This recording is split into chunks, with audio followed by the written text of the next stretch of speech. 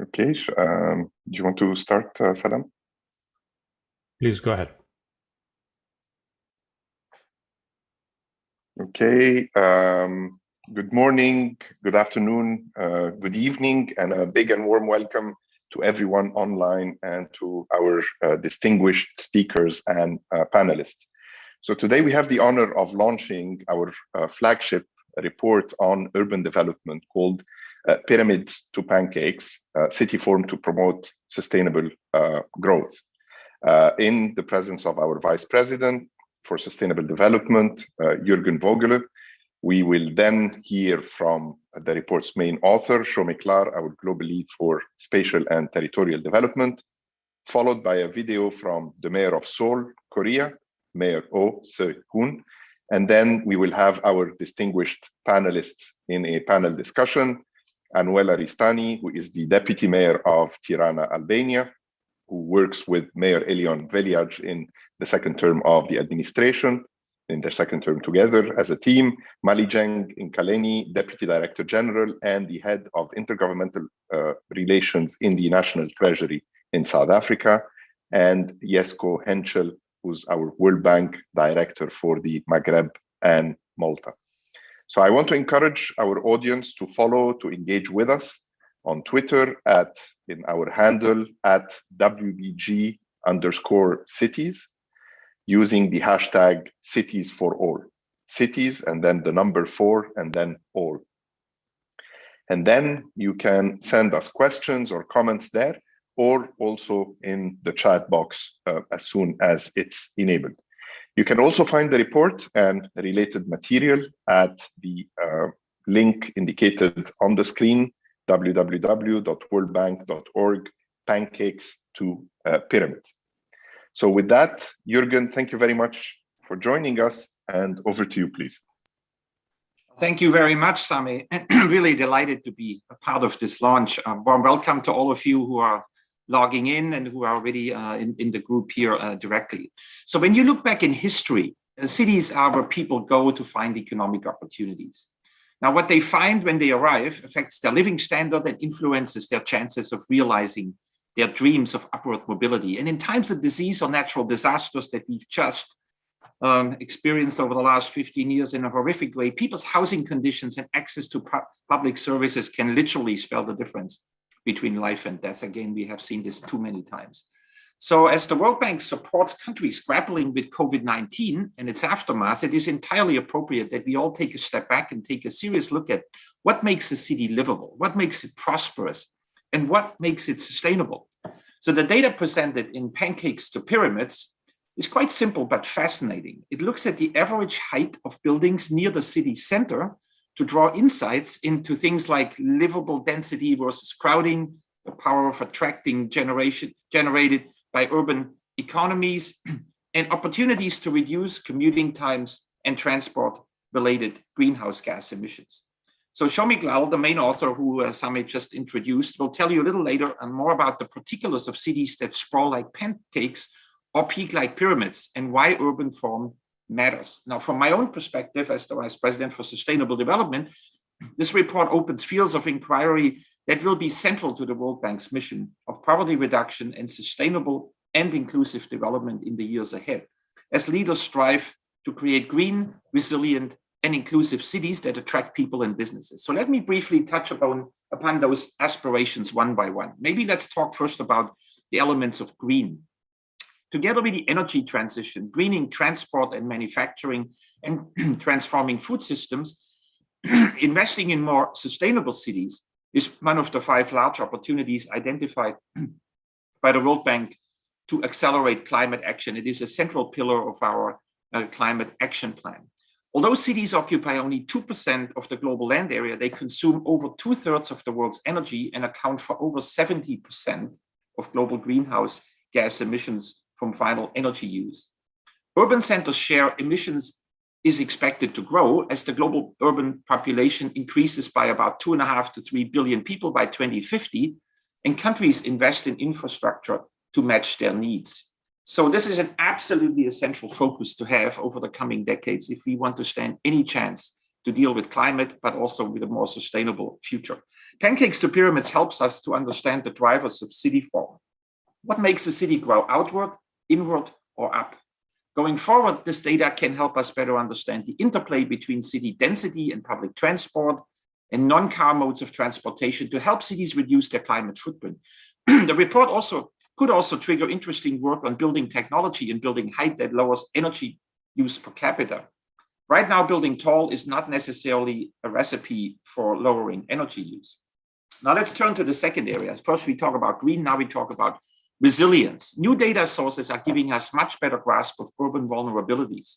As cities grow in often unplanned manners, putting more and more residents at risk of flooding, mudslides, and sea level rise. So currently, cities are not very resilient, and a lot can and needs to be done to improve on that. So the report makes creative use of satellite data to estimate building heights, as we said, and correlate with the results with urban economic activity. But this is the tip of the iceberg. We saw last year that the same data set could also provide insights into COVID hotspots by identifying crowded neighborhoods where residents have very little floor space and are less able to respect social distances. A simple look at population density data would have missed the point by ignoring the critical variable of floor space. So this has been already very, very useful. We are likely just at the beginning of using satellite images, artificial intelligence, and ground truthing to match the two, to extract valuable insights for emergency planning and resilience in ever-expanding urban areas. Now, briefly about the third area that we're very concerned about, and that's inclusiveness. I think the report highlights the very uneven conditions in which today's fast urbanization trends take place, with big differences in floor space per capita in rich and poor cities around the world. Because cities in sub-Saharan Africa and South Asia are growing at a much lower income level than in the past, their capacities to mobilize capital investments to build tall and accommodate growing populations are, of course, quite constrained. What financing models, regulatory approaches, and building techniques can help cities and developers bypass this hurdle in low-income settings? Livable density is not a luxury, it's a matter of health and well-being. So again, the report brings a welcome focus on an issue that remains massive today. Close to 1 billion people still live in informal settlements, which are typically low-rise, crowded, and poorly connected to basic services such as lighting, waste removal, and sanitation. So addressing housing quality and urban infrastructure can have a transformative impact on people's lives, as we've seen recently in our slum upgrading projects from Kenya to Argentina. We do have a significant portfolio supporting cities around the world in slum upgrading. So my hope is that this report helps to kick off a conversation about urban growth and policy choices at all country income levels to afford people everywhere the opportunity to live in decent housing, apply for competitive jobs, access affordable services, and thrive. So with that, I look forward to the conversation. Back to you, Sami. Thank you very much, dear Jürgen. I mean, for these excellent opening remarks, for framing the key issues of Pancakes to Pyramids within the context of green resilience and inclusive development, which will be the defining feature of how we recover both from COVID and as we contribute towards climate change and an inclusive world. So with that, let's now hear from Shomik in greater depth about the report and specifically why pyramids matter in development, something, of course, my ancestors have discovered a while back. So with that, Shomik, over to you.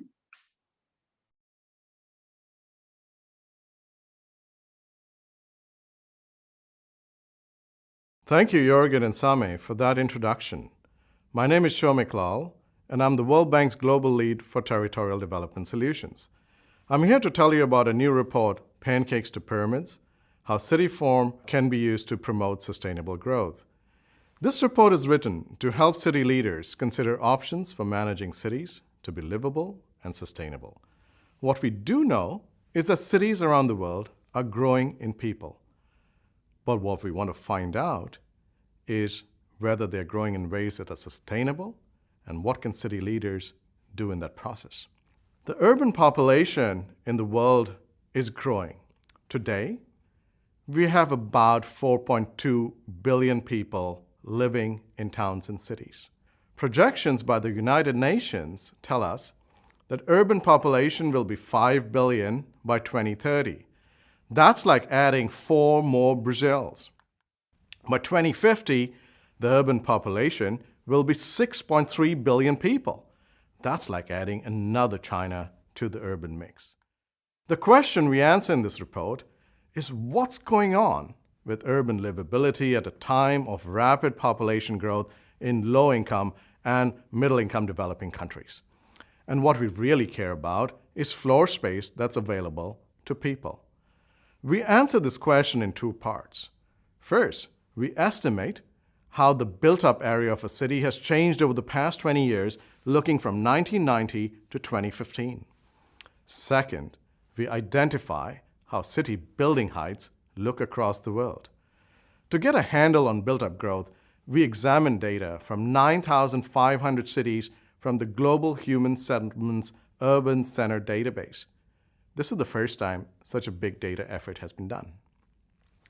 An important part of the analysis is that we use a common definition of cities across countries, and we define cities as having a population of at least 50,000 people in contiguous, dense grid cells with population densities that are more than 1,500 people per square kilometer.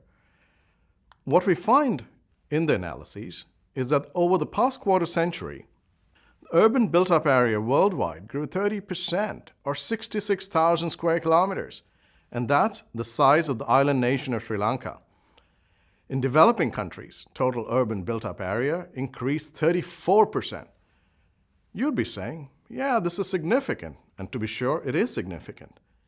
But it's not the explosive expansion that has been estimated in many recent studies, some saying it has grown 350%.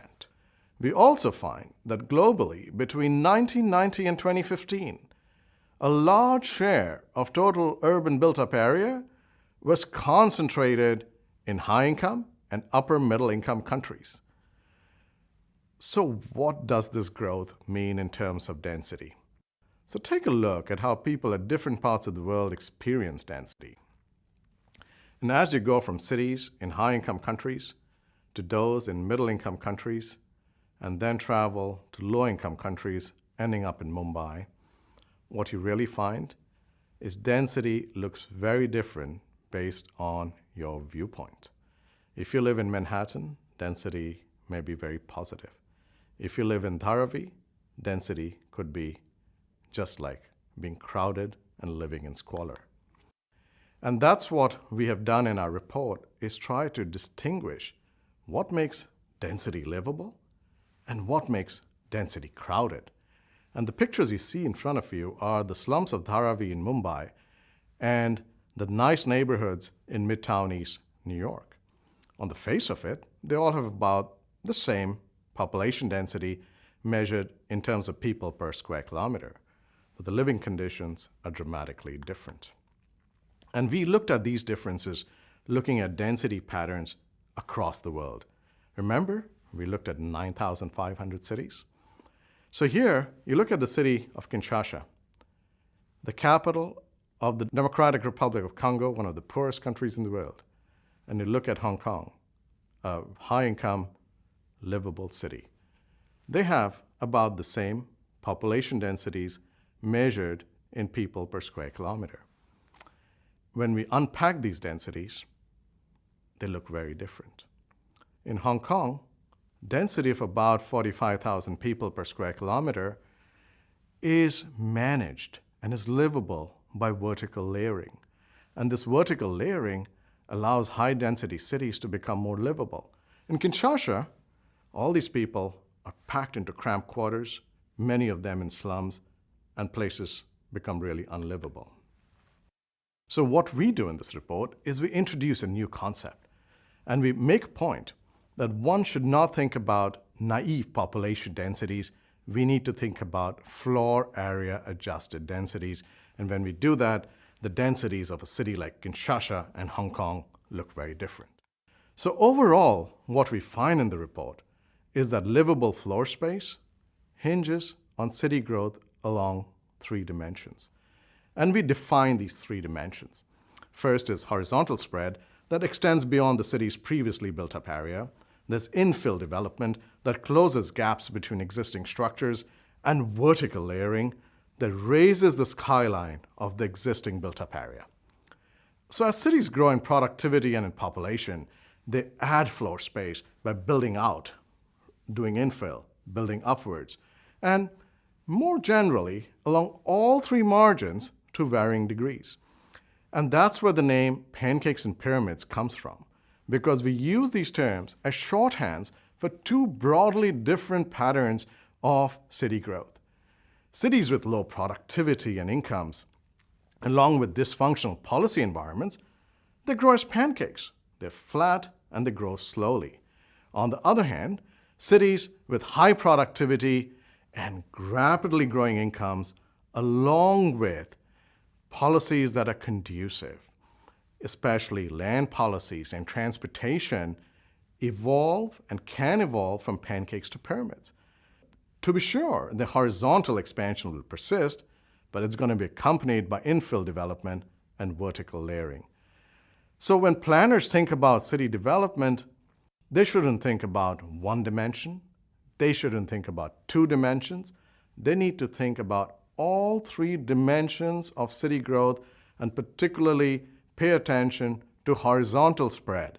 And they need to accommodate growth along all three margins. And here's an example of what it means in the city of Bogota that grows at the edge of the city.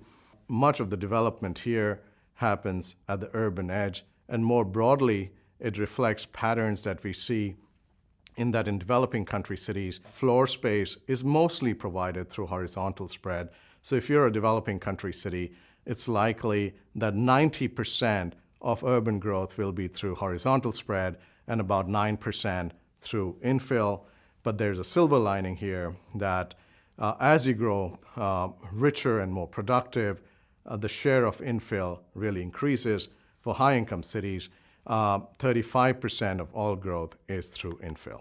Overall, what we see, looking at all our econometric work, is that increasing incomes are the one indispensable driver of vertical layering, and that's because building tall is very capital intensive. Our econometric work shows that if a city grows in population but doesn't grow in productivity or incomes, then increasing population by 10% actually lowers floor space per person by 4%. On the other hand, if a city increases incomes by 10%, floor space per person increases by 2.9%. So no matter how we think about city development, in the absence of productivity growth, in the absence of income growth, cities are going to get less and less livable as they accommodate more and more people. To put these ideas into practice and to take these as tools to support policymakers in individual cities, our team developed a new urban model.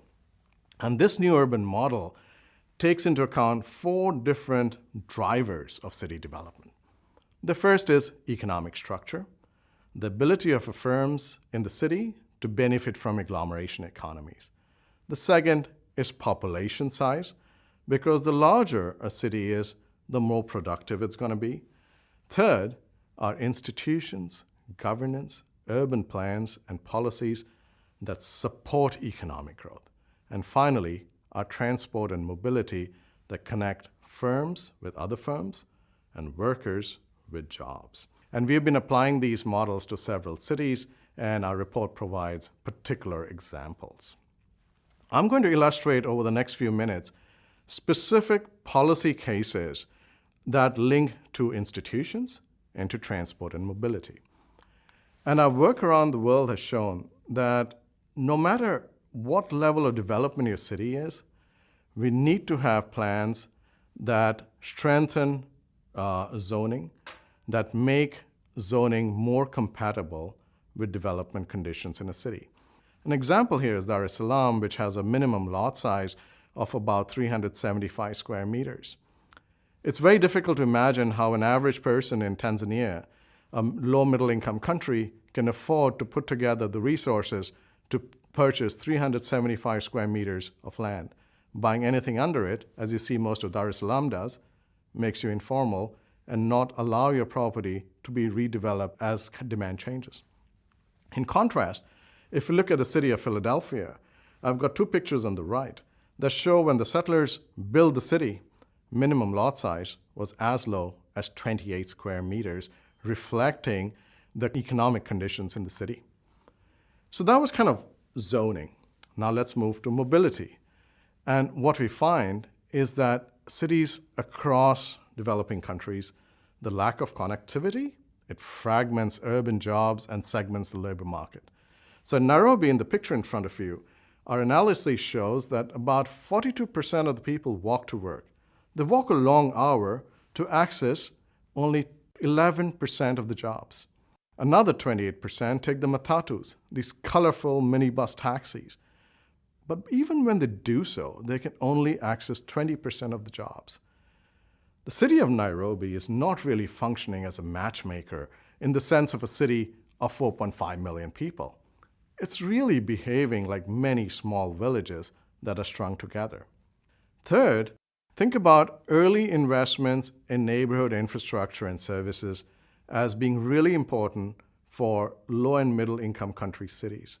An example here comes from Tanzania, where recent research has found that sites and service projects that were put in place about 40 years ago have had long-term impacts in terms of improving neighborhood quality and land values. If you look at Sinza, the sites and services neighborhood on the top of your map, and compare it with Manzese, an upgrading neighborhood on the bottom of your map, we find that land values and other development indicators are far better in the long term in the sites and services initiatives than in retrofitting, upgrading initiatives. So those were some policy lessons, and I'm going to leave you with a very positive story of a city I'm fascinated by. It's the city of Seoul in Korea. The reason I'm fascinated by Seoul is that when I think about Seoul and I look at pictures of Seoul in the 1950s, Seoul was a large slum in a swampy place. Korea at the time was one of the poorest countries in the world. Fast forward 40 years, the miracle of development happened, and Korea is in fact one of the most prosperous countries in the world, and Seoul one of the most vibrant. What happened here can be illustrated using the stream you see on the picture on the left. It's a stream called Cheonggyecheong. When Seoul was developing in the 1960s, the urgent need of the day was to put land together and put infrastructure around and connect Seoul across the river and expand its footprint. And development happened, and there was a time in Seoul's history when this stream was completely taken over and there was a highway running over it. But then later, as Seoul developed, the planners and citizens really wanted the stream to come back. And today, the picture you see on the right, the stream is back and vibrant, and its neighborhood upgrading and revival, that's a picture of cultural amenity and a pride for Koreans. And that's the process that really symbolizes a move from pancakes to pyramids based on institutions, infrastructure, and interventions. Thank you. Thank you very much, dear Shomik. That was an excellent presentation and a great summary of the reports and its main messages on how cities, with the right land markets, institutions, connectivity can move from pancakes to pyramids. You mentioned the example of Seoul just now, so it's a great moment for us to turn to the mayor of the city of Seoul, who has shared with us a short recorded message. So over to Mayor Oh Se-hoon for his message. 반갑습니다. 대한민국 서울시장 오세훈입니다. 도시의 지속가능한 발전을 위한 세계은행의 연구보고서 발간을 진심으로 축하드립니다. 1950년대 전쟁 폐허였던 서울은 급속한 경제성장을 이루어서 세계적인 거대 도시로 성장했습니다. 양적 인프라 확충에 따른 도시개발에 주력해서 한강의 기적을 이뤘지만 동시에 수많은 도시 문제에 봉착하기도 했습니다. 우리는 시행착오를 되돌아보았고 전통적인 도시의 외연적인 확장에서 지속가능한 도시의 수직적 확대라는 새로운 패러다임을 추구하기 시작했습니다. 무분별하게 도시를 팽창시키기보다는 외곽 지역을 개발 제한구역으로 설정해서 한정된 지역 내에서 고밀도 개발을 추진했습니다. 토지를 효율적으로 이용해서 무의미한 에너지 소모를 줄이고 난개발에 따른 환경 파괴를 최소화했습니다. 일례로 서울의 청계천 일대 보건사업은 규제 완화를 통해서 구도심의 고층 개발을 허용해서 도시 경쟁력을 제고한 사업이었습니다. 상업지구를 확대하고 기업이 활동하기 편리한 환경을 조성함으로써 지역 경제를 활성화했고 동시에 시민들이 여가를 즐길 수 있는 도심 생태 공간을 조성했습니다. 이는 지속 가능한 측면에서의 도시 개발을 달성한 대표적인 성공 사례라고 할 수 있겠습니다. 이러한 서울의 경험은 세계 각국의 도시 문제를 해결하는 데 유의미한 참고 자료가 될 것이라고 생각합니다. 오늘 행사를 통해서 많은 정부 관계자와 전문가들이 도시가 겪고 있는 문제를 되짚고 해결책을 모색해서 실천 방안을 논의하는 장이 되기를 기원합니다. 감사합니다.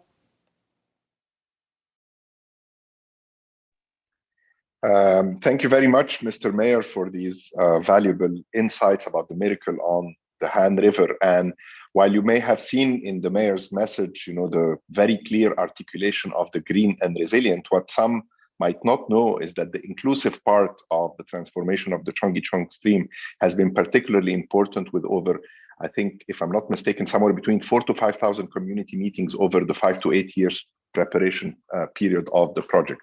So this was not just an important project of revitalization, urban revitalization, environmental revitalization, but of major community inclusion. So with now, I'd like to turn to the discussion segment of this event. So welcome to Anuela Ristani, the Deputy Mayor of Tirana, Albania, Malijengin Kaleni, the Deputy Director General in the South African National Treasury, and Jesko Henschel, the World Bank Director for the Maghreb and Malta.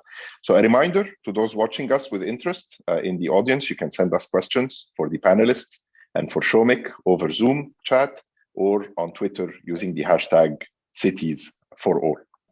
Before we dive into the panel discussion, we wanted to share just a short clip from Dhaka, Bangladesh, where we asked young women and men to describe what a livable city means. So we'll pass that very quickly.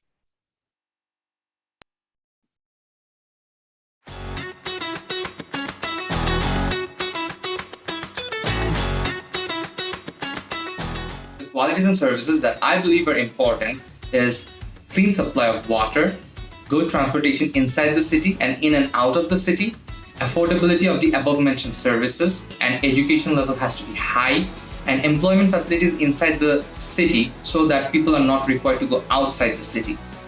Hi everyone. So I'd like to mention two things that I think are essential. First would be parks. It's something that I've been deprived of as a child. I think every community should have a park nearby. Second would be clean, hygienic public toilets. As a woman, I've suffered all my life using a public toilet, so I think it's essential. And while these two things sound very basic, but I think they're a major contributing factor to a good life. Qualities or services that I believe would make a very populous city like Dhaka healthy or a productive place to live in would be number one, having a common platform information dissemination center. This would help people to get all sorts of information at a glance, especially in times of crises.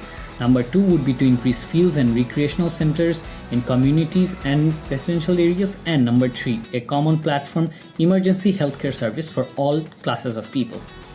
Being the citizen of Dhaka city, I have realized the essential qualities and services needed in a crowded city. In my opinion, the first one would be good infrastructure. Obviously, we cannot imagine a city without the proper physical facilities. The second one would be education and healthcare, the two very fundamental requirements for human beings. The third one would be parks and community places. And finally, law enforcement agencies and emergency services for public safety and support.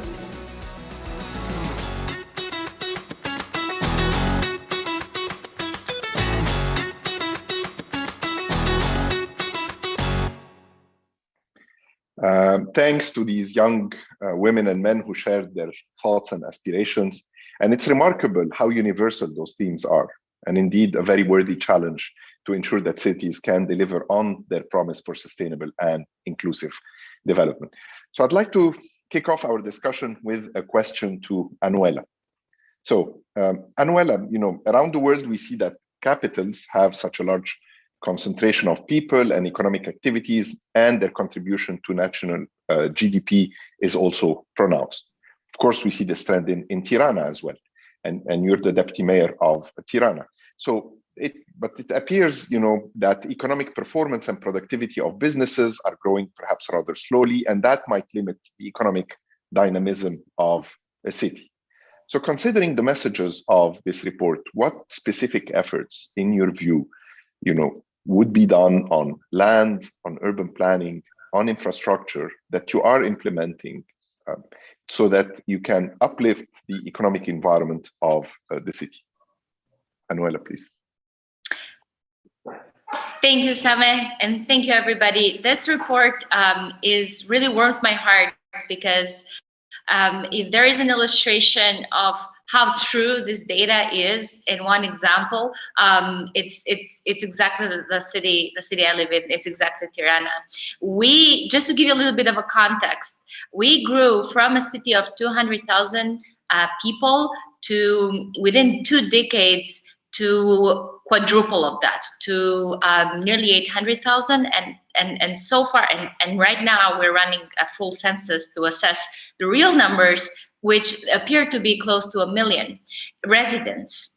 But because we are the capital, we serve at least half of the population on a daily basis. So, even if people are not residents here, more than 1 million, close to 1.5 million, are actually connected to Tirana on a daily basis.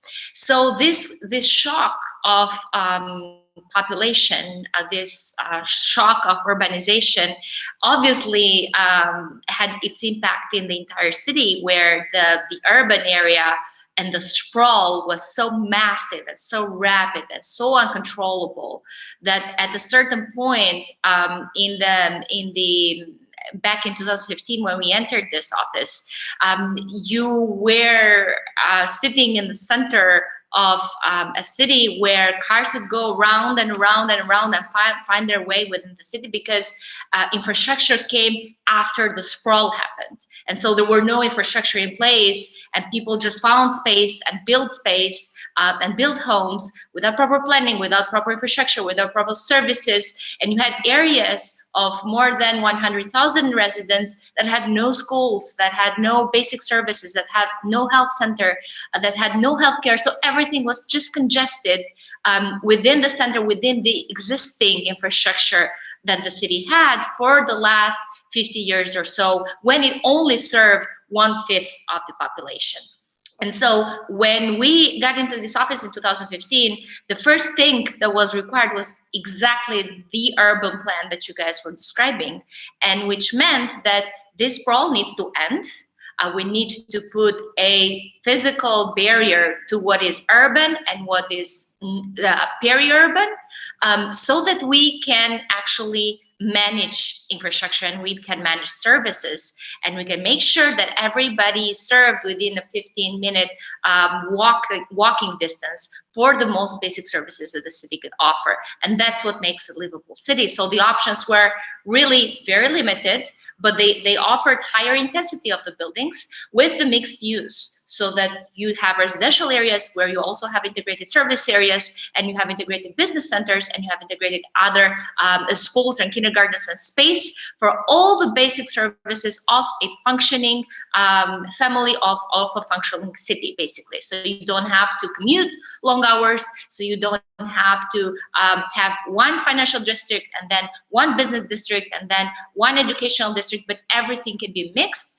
And within that mix, because we are now developing vertically, then the use of the land would never exceed the 45% of the plot, in order for the 55% to be returned to the public. So it's actually public asset of the municipality, and it is used for public space, and it also creates wind corridors, and it also creates accessibility to the city. All of those elements are basically the fundamentals of what makes this space economically efficient and what makes it sustainable in the long run. Tirana grows even now by 25 to 30,000 residents per year. We're talking about registered residents, those who physically, who have all the papers and have at least one residence here in Tirana, which means it's basically a small Albanian town moving to Tirana every year. For Tirana as a city and for its capacity to grow, it's great because most of these people are young and they are working age and they are capable to, have a small business, or they're going to school, or they're going to graduate from school and then reside here, and they're having jobs and they're finding, and so it's a lot of economical influx in terms of working power that basically we should be able to absorb.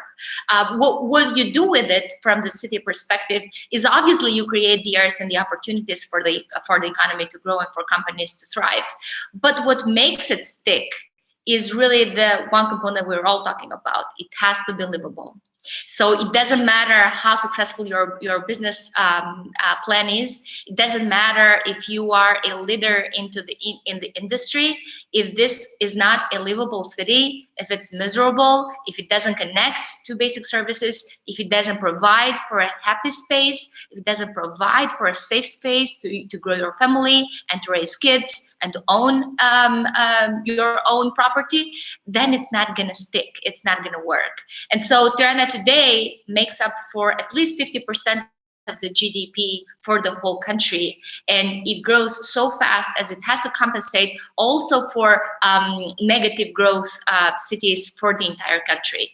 The city itself is run only by its own finances, and we pay more in VAT, so we pay more in tax to the state than we do get the grant from the central government in order to compensate for cities that cannot make up for their own, let's say, income locally. This is based on solidarity model for local government, but it also gives the way of the capital to grow at a faster pace than all other spaces. But again, the substantial element of it is to basically make it visible and livable.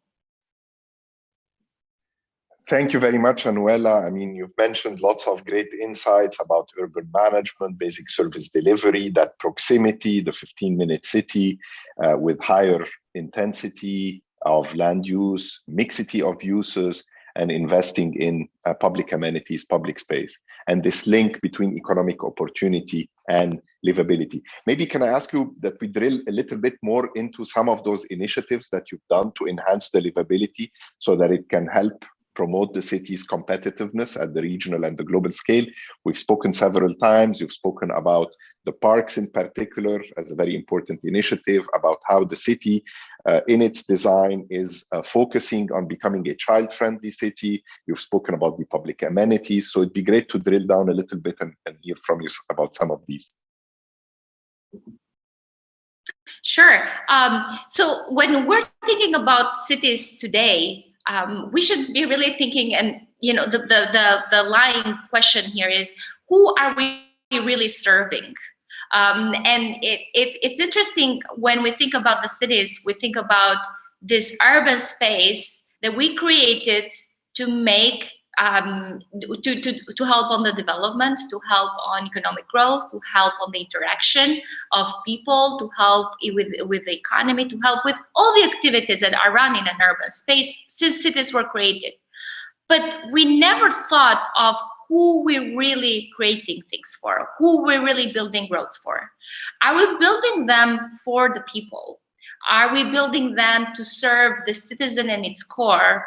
Or are these basically tools to serve this abstract concept of efficiency that is, if it could be efficiency measured in dollars, in the strict sense of it, however, but it's not efficiency in terms of the quality of those dollars, the quality of the lives of the people we are serving.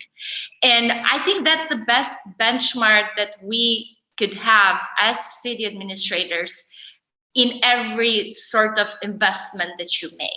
So one of the things that we've done is basically take over all the on-street parking for cars in the center of the city, and make those bike lanes. Now you'd say, how about the businesses and their parking space and the reserved parking? But all data shows that if you remove the cars from the streets when you have economic activity and businesses, and you create that space and there's people walking and biking, turns out businesses are a lot more profitable than they were before.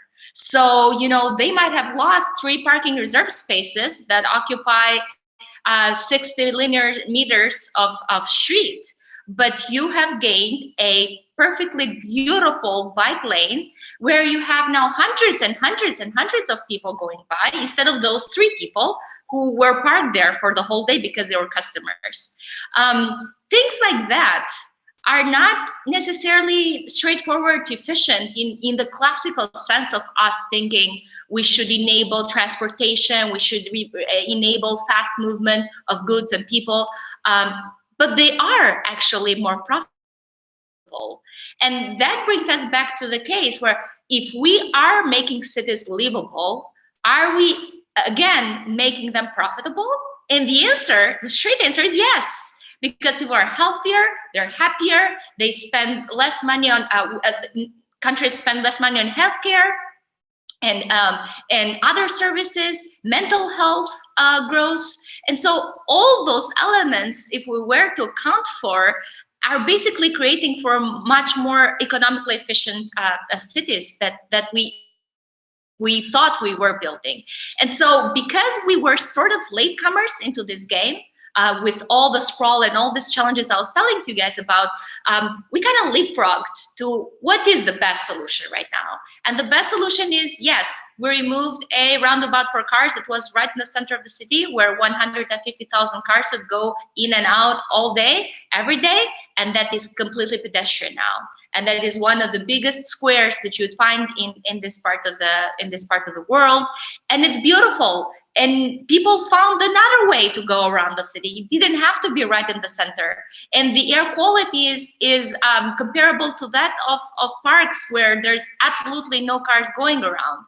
So things like that are not completely classical urbanization, but they are human urbanization. They are more humane, they are more tangible, they're more individual quality of life rather than this abstract economy that we thought, you know, was the driving power of cities.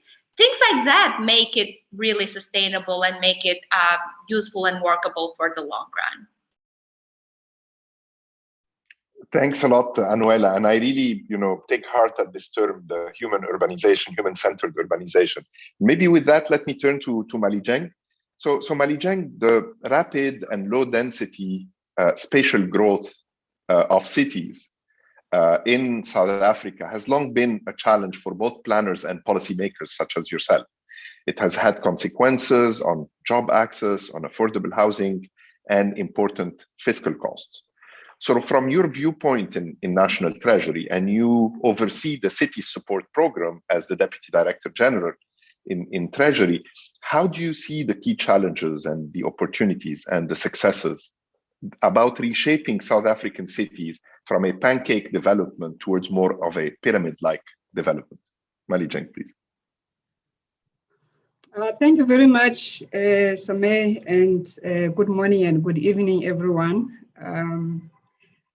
This report from Pancakes to Pyramids, which I find offering a great metaphor of thinking about how, you know, we evolve in the development path, resonates very well with us in South Africa, given our persistent urban dilemma, you know, which is how do we change our city urban form away from the apartheid, socially and economically engineered pancake to a more sustainable, inclusive and productive city. I mean, the problem that you are indicating. So when I think of the challenges, I think that the first thing for me is I think we understated hugely the negative impact of the apartheid legacy on our country, as it deeply racialized and spatially distorted our economy and our urban form. And this evolved not informed by economic fundamentals or considerations of prosperity for all and livability for all, but it was really about making comfortable a small group of the whites, but also at the cost of cheap labor that was meant to be located in the dormitory type of reserves, where the people of color will be located with nothing but a house to sleep in, far away from work. So we are acutely aware that our economic and spatial transformation challenges are fundamentally intertwined, and they are very complex. And I think our experience as we are trying to change is actually reflecting this. That South Africa is not necessarily faced with a textbook shift from early to later stages of economic development in the way that we are conceptualizing perhaps in the book.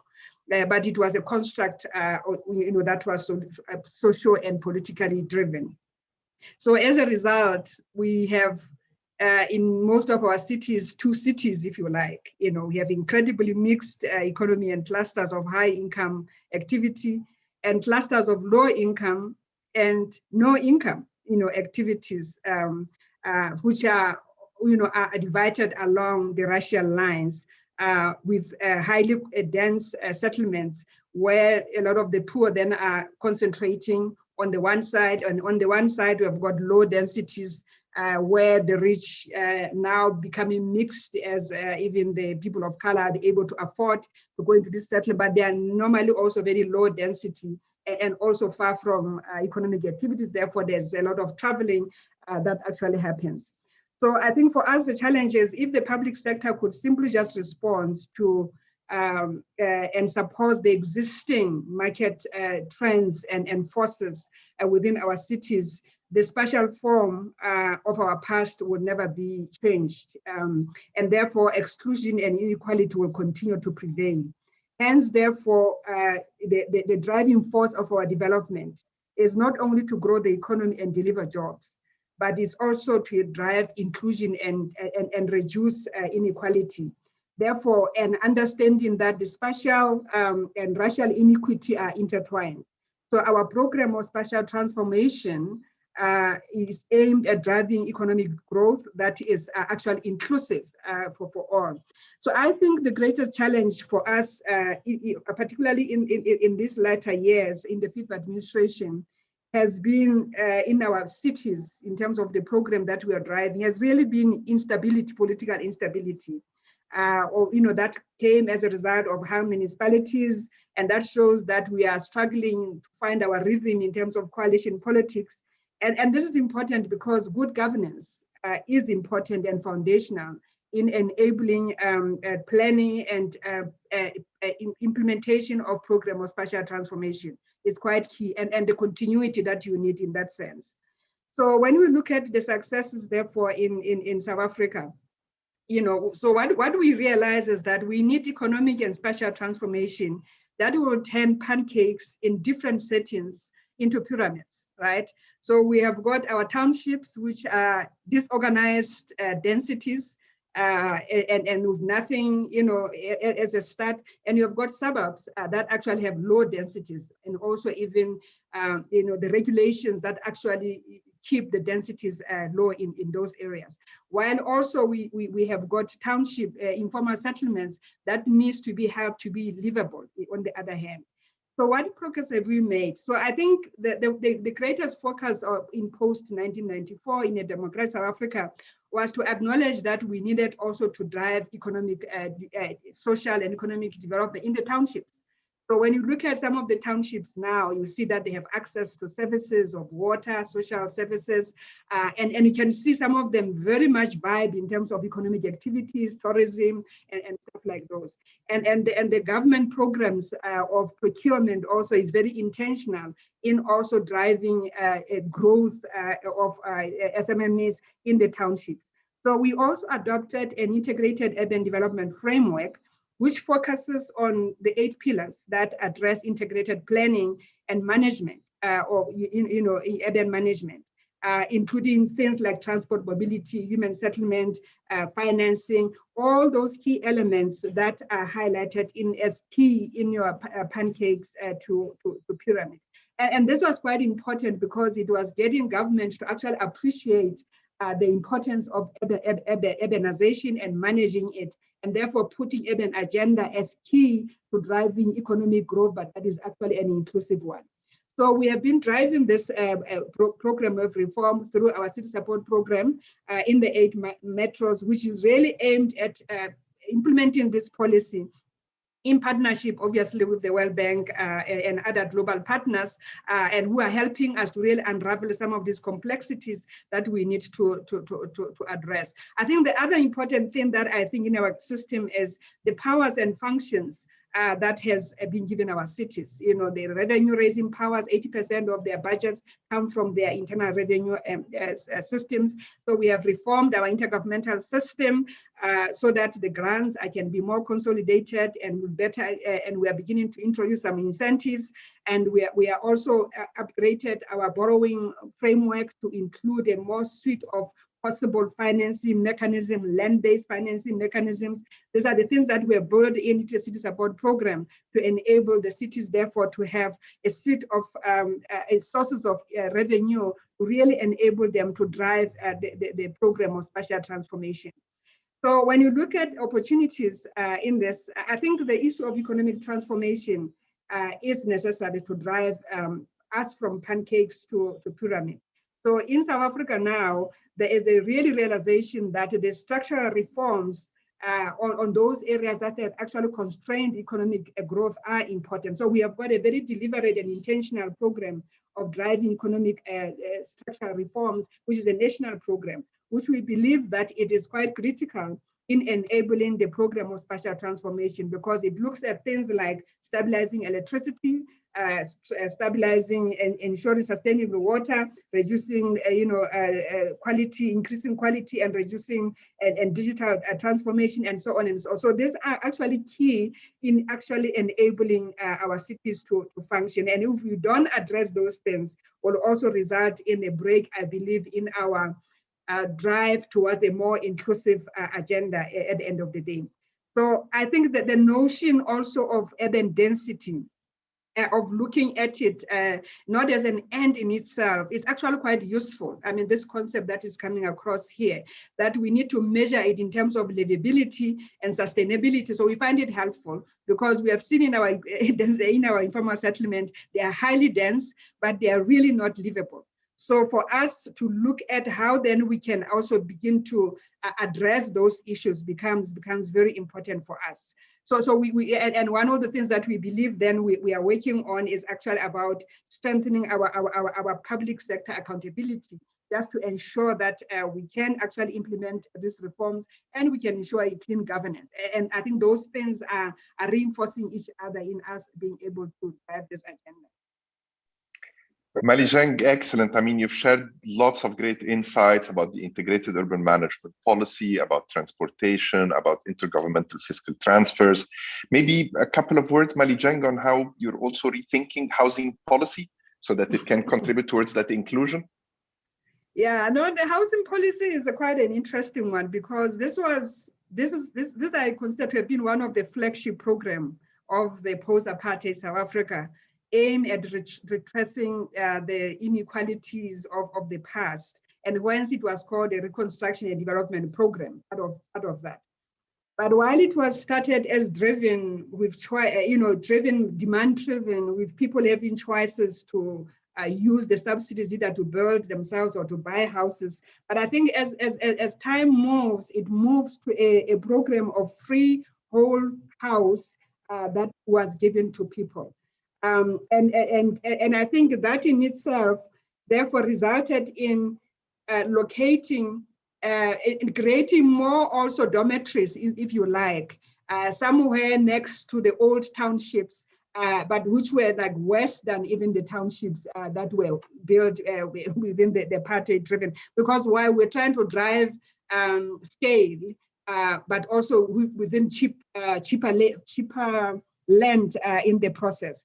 So this therefore entrenched the pancake structure of our cities in our post-apartheid South Africa. So we delivered massively, more than 3 million houses, but we still have a backlog of 2.4 million people and 1.2 million in informal settlement. Because of urbanization, obviously, then we are not able to chase the backlog, which therefore means that that approach of a single house for a single household, it's actually not going to work and it's not working. So I think there is now a thinking, a reform where we are looking at informal settlement upgrading. So the beautiful thing about informal settlement, mostly they're well located because people now trade off, discomfort, comfort in far away, but with convenience of being closer to economic activities. So many of those informal settlements are well located. So the question is, how do we make them more livable?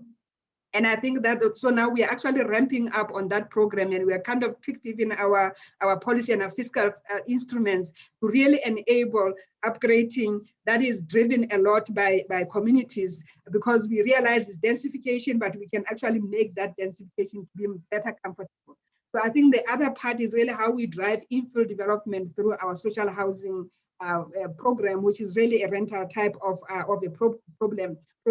I think the other thing is around accelerating ownership of transferred houses. So almost half of these houses, people have them, but they don't have title deeds, and which is a bit weird. But it means that then they're outside of the market. So and then it means that they are not really an asset that they can use to leverage further development. So part of it is really to enable that to happen as part of driving inclusion, to make sure that they can also participate effectively in the lower end of the market, and that we can actually have much more vibrant market actually operating in our cities. Thank you, Malijang. That's great insights on how the housing policy has delivered the quantitative and massive housing program, but may have had unintended consequences in perpetuating the pancakes, and now how this is evolving into an infill. I know with that, Jürgen, would you want to come in? I know you need to move to another meeting, so I wanted to give you the floor, and then we'll continue with Jesko. Well, thanks a lot, Sami. Sorry, this wasn't part of the plan and the run-off show, but listening to you for an hour, I just really wanted to personally thank all our guests for joining us for this event, Anuela, Malijang, and also the mayor of Seoul. It is so interesting to listen to how the thinking has evolved over the past couple of decades around what is it that we are really looking for in a city's future, right? It is not the infrastructure, it's not the economy in abstract, like Anuela said. It is about the people at the end of the day. It is about the people and about livability. And I think nature, which didn't come out too much, is also going to be a big part of cities going forward. There are lots of nature-based solutions. I know of a lot of cities, including in China and other parts of the world, where now 20 years after the first wave of putting all the infrastructure and services in place, now all of a sudden, well, we could do the same service and the same infrastructure, but doing it much more, from a nature-based perspective, which makes people happier, which makes people more productive. So there is a lot out there. It's just fascinating. So thank you to all of you for joining this lounge and interacting with our team on this fascinating topic going forward. And again, as Anuela was saying, let's leapfrog where we can. We don't need to continue to repeat things that we realize 20, 30 years later aren't really the best solution, even though they work, but they may not be the best solution. But we still keep doing it. And we're not aggressively enough looking at doing things quite differently. So I take away a lot of interesting lessons. Thank you, Malijang and Anuela, for your insights. And thanks to the team also, Sami, great presentation. Thanks, Sami, and wish you good luck to wrap it up. I have to go to another meeting, unfortunately, at 10. Thank you, Jürgen. Bye-bye. And great, Jesko's video is now working. So Jesko, we turn to the Maghreb. We've spoken about Eastern Europe, we've spoken about Sub-Saharan Africa, now we turn to the Middle East. So the Maghreb is urbanizing really fast. But it appears that the way the cities are built is not really helping generate agglomeration economies. So some reports suggest that maybe the fragmented nature of urban development holds down livability and productivity. So from your perspective, Jesko, what are some steps that cities in the Maghreb, in Morocco, perhaps, can take to ensure that urban expansion is less fragmented and better connected to the existing fabric? So how can cities reinforce development, at the right scale, reduce the risk of disconnected small fragments that are detrimental from a viewpoint of jobs, greenhouse gas emissions. Yes, the floor is yours. Well, first of all, thanks so much. Really a fascinating report. On Shomik, I need to take your cues there on this video. That was really fascinating to bring across the messages of the report. And also was very, very interesting to listen to you, Anuela, in Malicheng. So a couple of reflections here on Morocco, if I may, Sami, and then also one or two broader remarks. We've been in the urban team, Augustine and his team, they've been working on for a couple of years on working on urban development and urban financing, and they've just completed or about to complete a very large technical assistance. So I went to them, given that this panel was coming up, and I asked them, so in your opinion, what is the key bottlenecks to turn kind of the Casablanca pancake development? And actually Rabat to Casablanca is a total pancake. You know, you drive along there and you see housing developments along literally 60 kilometers or 80 kilometers. So what is necessary to turn that? And my prior was they're going to say, oh, it's urban zoning, we don't have land property rights, we have speculation, it's politics between different municipalities, financing is missing. But to my big surprise, they said a lot could be done within the current set of regulations, laws, and incentives. Actually, the main problem is a coordination failure. It's a coordination challenge. And so I inquired, so what does that mean? And I said, well, up to now, the way urban development in Morocco happened was that either public lands or cheap private lands were bought up and agglomerated by developers who then made a plan, brought it to the municipality or the authorities, and did housing development, which was supported. And it was interesting to hear you, Malicheng, through pretty much a supply side subsidy for a booming private developers industry. So now this cheap land is not there anymore. And actually what happened with this development pattern was that, yes, affordable housing increased significantly. And actually the gap in Morocco, and I was stunned by that figure, that gap decreased from 1.4 million affordable housing missing in 2000 to 200,000 today. However, and this is if you drive along this highway, you see that this is far from urban centers, it's far from jobs, and people have actually a high hesitance to move there because they're kind of uprooted from their social environments and from their communities.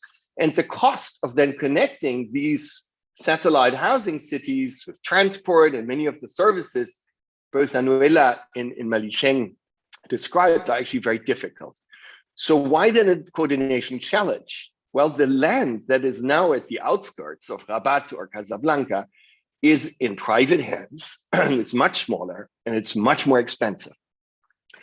Now, the landowners actually have started to come together in kind of economic interest groups because they are interested in having this land being developed in a positive way and more in a pyramid or in a much more denser way.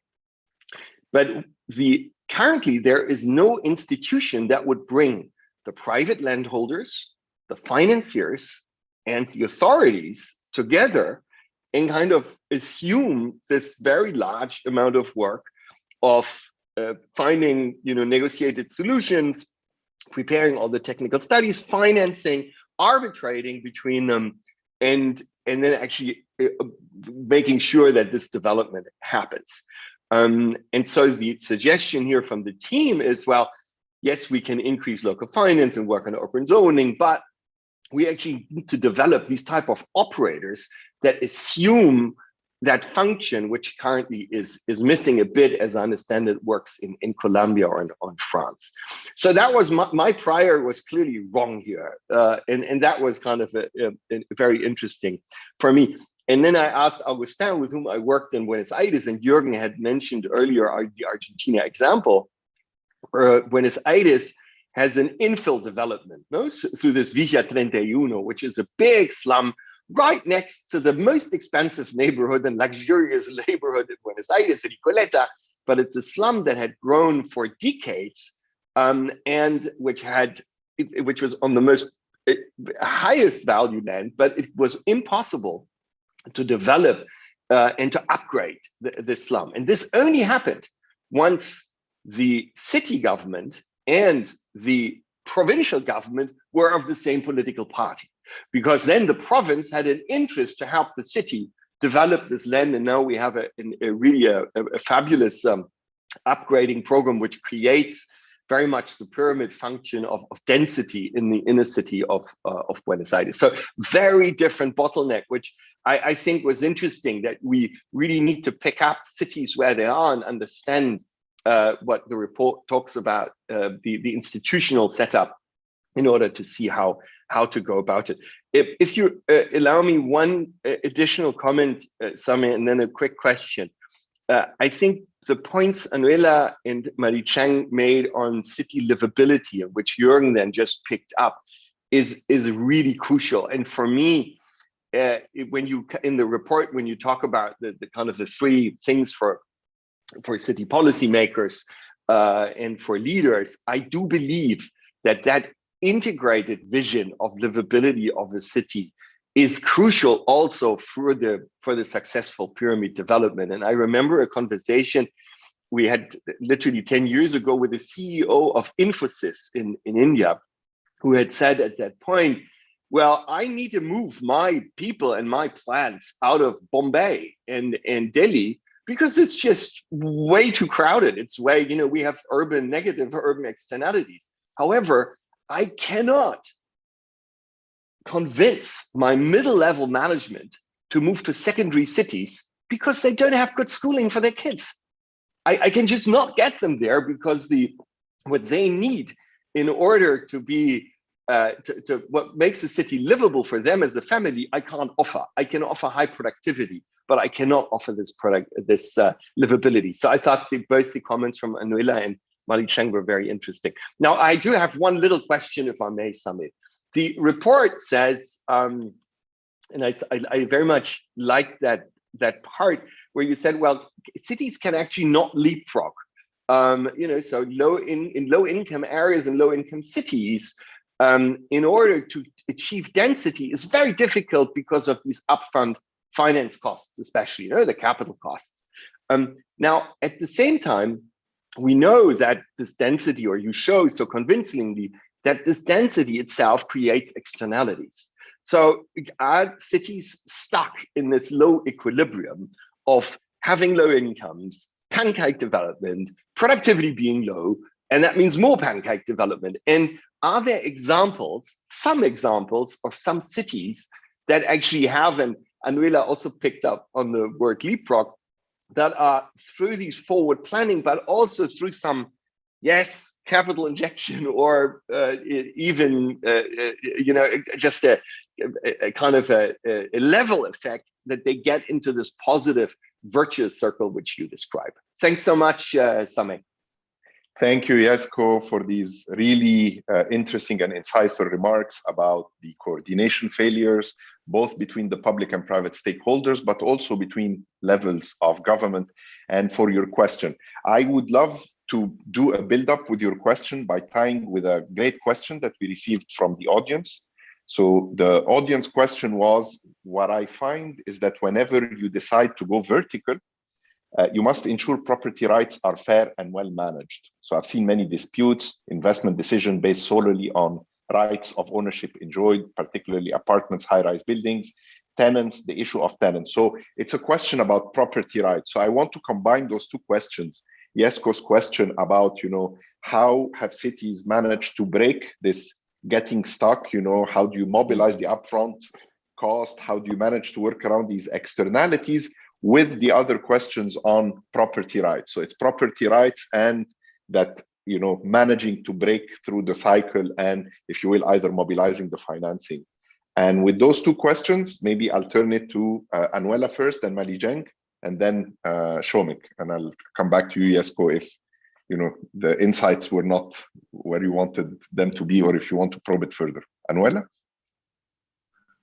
That's a very, very good question. Here in Tirana, because of the issue of property rights, which I have to admit, if this country has any recurring issue that still has to be solved, is exactly property rights. What has happened in our country, just to briefly explain, is that during communism, you couldn't have private property. So the communist regime, dictatorship, basically took all private property that people had and gave it to the state. And when they gave it to the state, they developed it, whether through apartment buildings or whatever, infrastructure. Now, after the Berlin Wall fell and the communist regime collapsed, the management that happened afterward was what, in parallel, some of that land was returned to the original owners as it rightfully should have. But like I said, some people moved in the city without even knowing that they had to ask for permission. And so now you have three layers of ownership. You have, and agricultural land is even more difficult because land was also given to people who were working in these ranches, in these farms, as a reward for those farms state-owned collapsing. So now you have the issue of the original owner, the one whose land was given, and the one who actually physically lives there. And so every time you have to develop or have a public project, you basically have to triple expropriate, and that is completely unsustainable. So what we've done and how we're solving it right now, and the need for that came very, very strong after our earthquake in 2019, was that if you have occupied a land and there's an original owner and there's somebody who owns the land and there's somebody who lives there, we try to compensate the developer with extra intensity so that they can accommodate and compensate for both the owner and the actual resident on that land. So that the cost is not transferred, and this is for private developments. Unfortunately, for public developments, this is a lot more complicated. So, some of that has to be paid by the state, but at least for private development, and most of the things in Tirana right now are private developments, you solve it through giving more intensity privileges to the developers so that they can still make a profit, but also make sure that they compensate for the existing and for the rightful owners. So that's just one out of the box solution that unfortunately we had to come up with.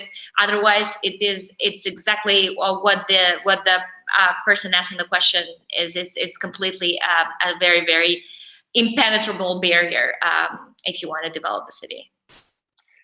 Thank you very much, Anuela, for these insights, especially on finding, if you will, win-win solution to these disputes so that you can unlock the development. Malijeng, any thoughts on property rights and finance? Yeah, so I believe that in our two worlds, two system world, that you do have one side where the property rights are very strong and secure, on the one hand, but and the market, I believe, is functioning well. I think the concern that we have is really the functioning of the market at the lower end to increase more affordable, supply where people with low income can actually enter into, and which is the market that kind of is distorted by the failure of the public housing program to actually complete the ownership, as I said, in terms of the title ownership of the people, so that then they can begin to do what they would want to do in playing in the market. So you see people in those areas where they would have businesses, and that business would be limited by the fact that I don't have a property right. Therefore, you can't even use this as a collateral to go and actually obtain financing and then actually increase, expand it. So So I think the other limitation, I think, is in the build-up areas, when you look at the zoning areas, not in the suburbs, where there are limitations in terms of how high you can go and whether you can, there are all those rules in terms of how you can actually use your space where it's residential for business. So I do think that those are some of the things that perhaps complicates even infill developments in those areas. So what we are trying to do on the lower side of the market and trying to drive more ownership is really looking at accelerating, giving people titles. But there's also an issue of the fight for land. So that's why you have got people invading land, you know. So one of the strategies is that to realize that actually we can't be able to build houses at scale to get people into land through a house. That actually sites and services, and then giving people the opportunity then to build in those sites as services is one program that I think we are talking about how you then scale up on that, so that then we reduce more on the house because fiscally we can't even afford it. And then we scale up on sites and service, we scale up on informal settlement upgrading, which also has a consequence of giving a person a site and a title to that site that he can develop that site, maybe by borrowing money from the market, you know, yeah. Thank you, Malijeng. This is excellent. Again, I mean, the importance of housing policy and development rights and regulations in unlocking the situation. Shomik, on cities that may have, you know, provided this type of, if you will, leapfrog, breaking down that loggerhead situation. Sami, thank you, and thanks to all our panelists for those really insightful comments. First, I'll give you a takeaway that I had from all the three panelists, which was like, we need to overcome coordination failures to build livable cities where people can be connected and be comfortable. And I think I really appreciate Anuela's characterization of humanizing urbanization, and that's something I think a follow-up work should look at. First, on the issue of property rights, the fundamental thing point we make in the report is that for the majority of cities that are growing fast, tradable, defensible property rights are key. Nothing else will do.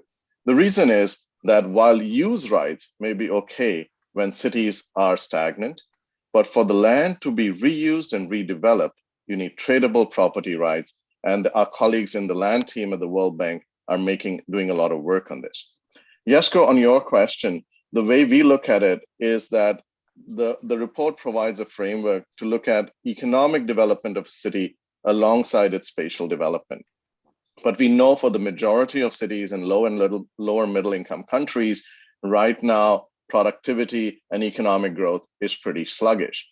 But to provide the enabling environment for cities to develop, building in the right land use plans and the right connective infrastructure provides businesses in a city the sort of reductions in cost of doing non-tradable services that can make them competitive and can stimulate the economic growth. So while we do not have a magic figure of how do you leapfrog, these, what we argue, are the fundamentals for future economic and urban development. Thank you. Thanks, Shomik. Jesko, any thoughts? No, thank you so much, Shomik, for this, and it was very interesting and enticing to be part of this panel. So thanks so much for inviting me. Thanks a lot, Jesko, and thanks to Anuela, Malijeng, Shomik, and earlier Jürgen and the Mayor of Seoul. I think lots of excellent takeouts. I mean, we got a couple of other really exciting questions from the audience, but I do realize we're, you know, like 4 minutes after the hour. So maybe just to summarize, I mean, we've heard from Jürgen and the Mayor of Seoul the importance of green, resilient, and inclusive development, this integrated vision of livability. Anuela spoke about, you know, how public spaces, livability, proximity, public amenities, whether they're schools, kindergartens, parks, libraries, are critical. And they're critical not just to make the place more livable, but to make it more competitive. Malijeng spoke about integrated urban management and also how finances and integrated intergovernmental fiscal transfers, and also how transportation and housing policy both play a critical role to making cities evolve from pancakes to pyramids. And while some policies may achieve the intended consequences, like a housing policy that offers free housing to people may achieve the consequences of housing the people, the location of that housing might not be ideal from an economic fabric of the city. So then you have to rethink, housing policy to encourage infill and achieve these agglomeration effects. Jesko brought the issue of property rights, and he spoke about the importance of coordination, addressing the coordination failures, whether between public and private stakeholders, but also between levels of government. And he spoke about, examples ranging from Morocco to Casablanca to another city like Buenos Aires, and when the alignment of government enabled the transformation of the cities. And then, we spoke, as we dug deeper into issues of property right and finance, about the ambiguity of property rights, layers, of ownership, of tenancy, etc., that need to be accommodated in order to serve as a foundation for economic development. All great insights, all issues that the report elaborated on. So I invite everyone to read the report in www.worldbank.org/pancakes to pyramids. And I really wanted to thank Anuela Ristani, the Deputy Mayor of Tirana, Albania, Malijeng Nkaleni, the Deputy Director General at the National Treasury in South Africa, Jesko Henschel, our country director for the Maghreb and Malta, Jürgen Vogele, our Vice President for Sustainable Development, and the Mayor of Seoul, Korea, Ose Hoon, who shared with us his recorded remarks. This was a most inspiring conversation, and encourage you all to read this excellent report with all its insights. I really wanted to thank those who helped make that report happen: the Swiss government, SECO, the Global Platform for Sustainable Cities, GEF, the Global Environment Facility, our SURGE, our Sustainable Urban and Regional Development, and the very important partnership with the German Space Agency, DLR. So with that, thank you all very much for joining us. Do encourage you to peruse the report, and thanks again for our great panelists and participants. Have a great day. Thank you, Sam. Thank you. Bye-bye. Thank you all. Thank you so much. Bye-bye. Thank you.